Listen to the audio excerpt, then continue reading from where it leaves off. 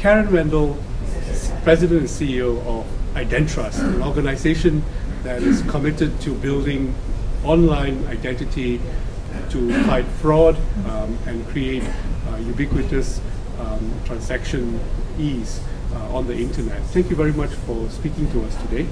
We haven't spoken to Identrust for a while. What's been going on to Identrust as an organization in the last 2 or 3 years? So first of all, thank you for giving us this opportunity. We're very excited to be able to talk to your readers because it's a very core market segment for us. So Identrust actually, for good, bad, or indifferent, Identrust was an idea that was quite ahead of itself, so to speak. When we were first created by the banks back in 1998, the idea of a common interoperable identity was something that was very aspirational and very exciting, but the market wasn't really ready for it.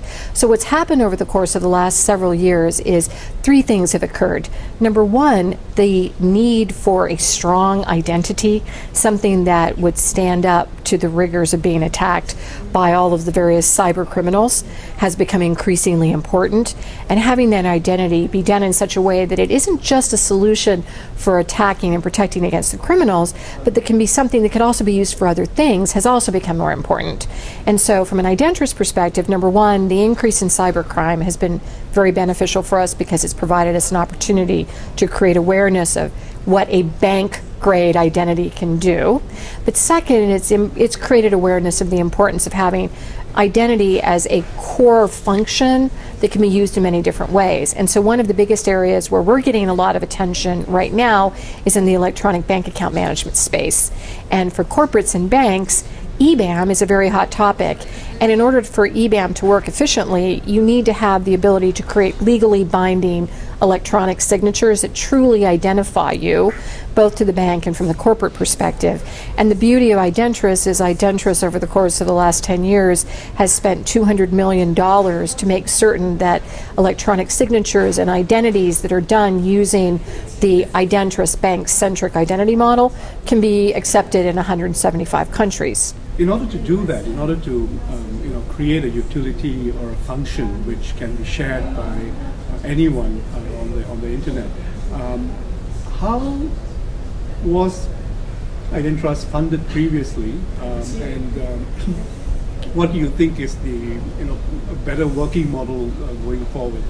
That's a very important point with regard to how Identrust works. So Identrust was originally created by a group of 8 banks that then grew to 22 banks. So up until 2005, we were 100% owned by the banks.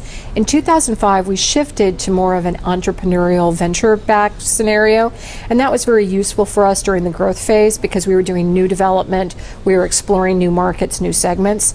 That phase has now come to what I would consider to be a logical end, and I think it's now time for us to go back to being in an environment where we have more bank ownership, more bank governance, because fundamentally what Identrust is all about is what our name says. We're about identity and trust, and I think that there is a logical place for us to be positioned as a bank-owned service that provides capabilities to the banks that the banks can sell to their customers, but that also provides a set of capabilities that corporates can leverage in their interactions with each other. And so going forward, I think that having Identrust being more of a bank-centric, bank-owned model, as opposed to being owned by venture capital or private, some form of private capital structure, I think will be very, very beneficial for us. So your mandate as CEO is both to make sure the technology behind Identrust continues to develop, at the same time that you get more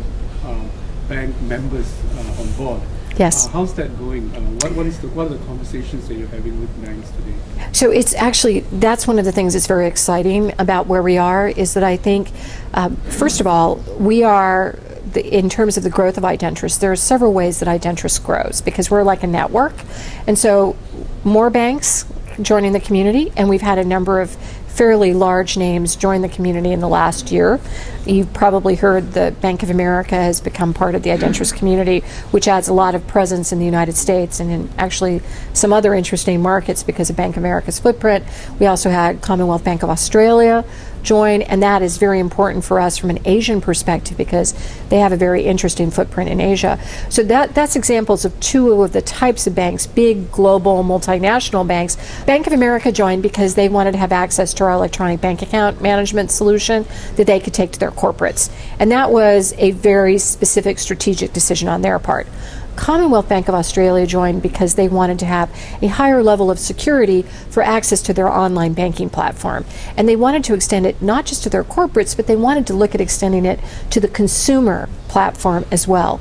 So both of them joined for slightly different reasons, one EBAM, one security, but both of them joined Identras because of the fundamental underpinnings of Identras, which are the regulatory and policy approvals. Right. What is the critical success factor of Identras? And at which point do you have enough critical mass to be both financially viable as well as ubiquitous and be widely adopted globally?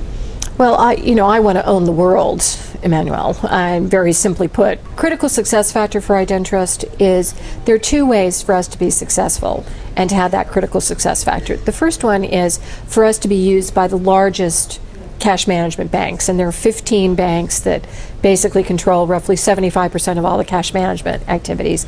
Of those 15 banks today, we have 8 of those banks that are active, supportive, aggressive members of the Identras model. So one of our targets over the course of the next year is to bring the other banks of those 15 banks, to bring those other banks into the Identras community.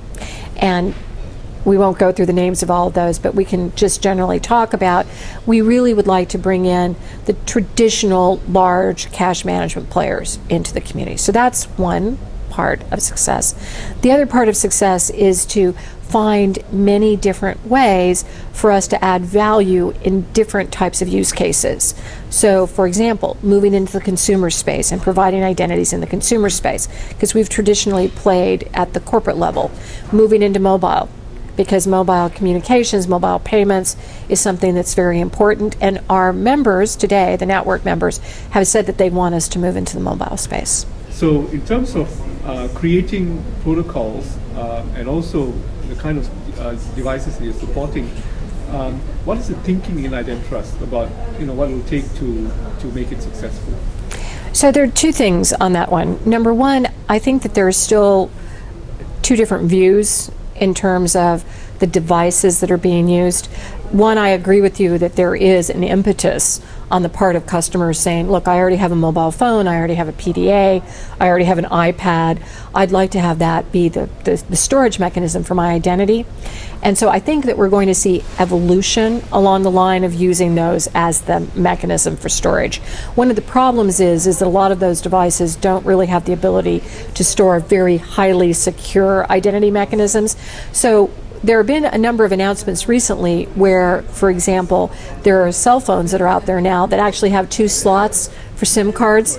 And so you can actually put a very highly secure, encrypted digital certificate onto a SIM card, and you could actually have that and you can move it from device to device. And I think that's going to be one of the very interesting future plays here, because let's face it, when you get down to it, you do really need to have something that's strong, because one of the things that's been really obvious in the token wars, so to speak, is that as long as there's a criminal element out there, they're going to figure out how to break it. And right now, one of the things that is very important, I think is going to be clearly critical in the next several years, is PKI so far has been the one thing that has not been broken. And so I think that there's going to be an opportunity here for PKI credentials to become more ubiquitous. And I think that using this concept of a SIM card that you can put a chip onto and you can put a credential into is going to have a lot of footprint. So I think there's one path there. There's another path where actually we're seeing a big demand for USB devices, the tokens, that are zero footprint, where essentially what that means is all of the things that you need to basically create a secure channel, to establish your identity, and to make certain that you really are Karen Wendell, all of that is stored on the device. And it doesn't leave a footprint on a computer, so you could use it in a kiosk, you can use it at home, you can use it in your laptop, you can use it actually in a lot of the PDAs that are now having USB connections. So I think that what we're going to see is we're going to see these USB devices that are going to have chips in them. Those USB devices are going to be contactless. They're also going to have the USB capability, and they're going to be based on digital certificates with a zero footprint where you have a hardened browser on the device. Karen, thank you very much for spending time with us. Thank you so much, Manuel.